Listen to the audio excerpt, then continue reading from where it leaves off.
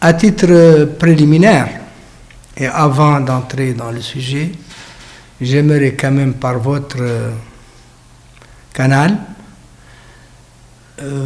faire une observation sur une déclaration qui a été faite hier sur RFI, au terme de laquelle le président de la République, l'ancien président de la République, aurait refusé de répondre aux questions qui lui ont été posées lors de sa comparution.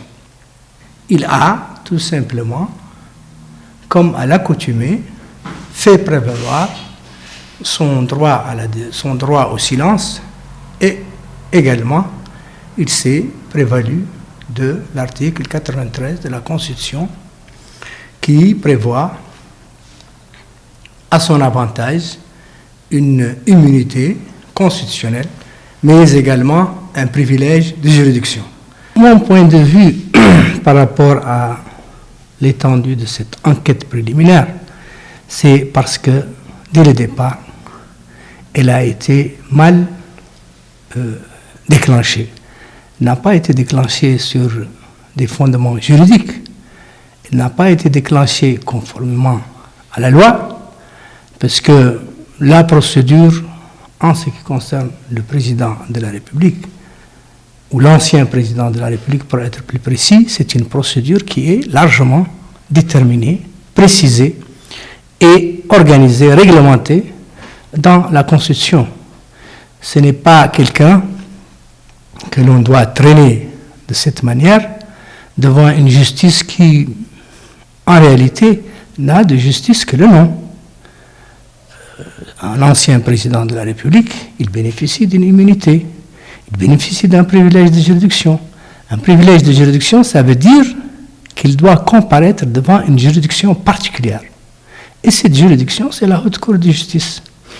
Et on ne peut pas priver quelqu'un, comme on l'a toujours dit, de ses juges naturels.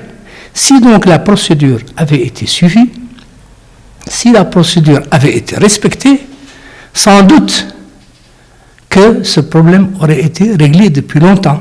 Mais malheureusement, il y a des soubassements politiques, il y a des soubassements de règlement de compte, il y a des documents qui ont été pris en considération et qui n'ont aucune valeur juridique.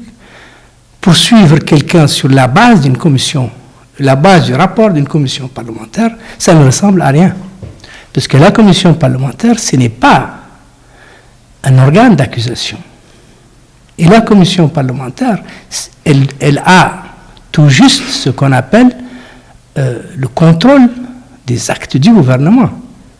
Or, les actes du gouvernement, ce sont les actes qui sont pris soit par le Premier ministre, soit sur instruction du Premier ministre. Quand le président de la République, quand on nous dit que le président de la République, c'est le chef des forces armées, le président de la République est le garant de la souveraineté interne et internationale, le président de la République est le premier magistrat en sa qualité de président du Conseil supérieur de la magistrature.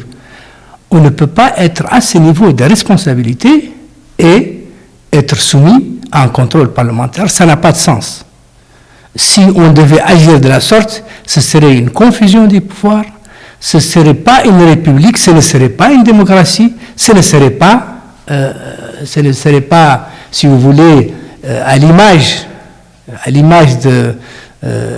des constitutionnalistes qui ont écrit cette constitution et qui veulent d'un pouvoir où le président a, si vous voulez, une prépondérance sur toutes les autres institutions. L'ancien président de la République, Mohamed Ould Abdel Aziz, est victime de voies de fait. Il subit des voies de fait, il ne subit pas des voies de droit. Et je crois avoir suffisamment étayé ce point de vue lorsque on parle de commission d'enquête parlementaire, et je ne reviendrai pas là-dessus, mais ce qui est extraordinaire, c'est que voilà quelqu'un qui a présidé à ce pays pendant une dizaine d'années, quelqu'un que l'on croit pouvoir poursuivre sur des bases tout à fait illégales et que l'on convoque de manière intempestive. Chaque fois que l'ancien président de la République a été convoqué, il l'a été de manière intempestive, de manière, si vous voulez, informelle. c'est du jamais vu. Quand on convoque quelqu'un, on lui envoie un document pour lui dire qu'on le convoque. On lui précise l'objet de la convocation et on lui donne un délai qui est légal, qui est prévu par toutes les lois, que ce soit ici, que ce soit ailleurs, pour qu'il puisse comparaître. S'il est à côté, on lui donne 48 heures. S'il est un peu plus loin, c'est une semaine. S'il est encore plus loin, c'est 3 mois. Donc, véritablement, l'ancien président de la République, Mohamed Abdel Aziz, subit des actes de violence. Autant sur sa personne, qu'il s'agisse de sa personne physique, qu'il s'agisse également sur le plan moral. Donc, véritablement, je voulais aussi attirer votre attention sur cette violation qui, de mon point de vue, est une violation fondamentale, élémentaire, mais fondamentale. Donc, voilà, je vous remercie.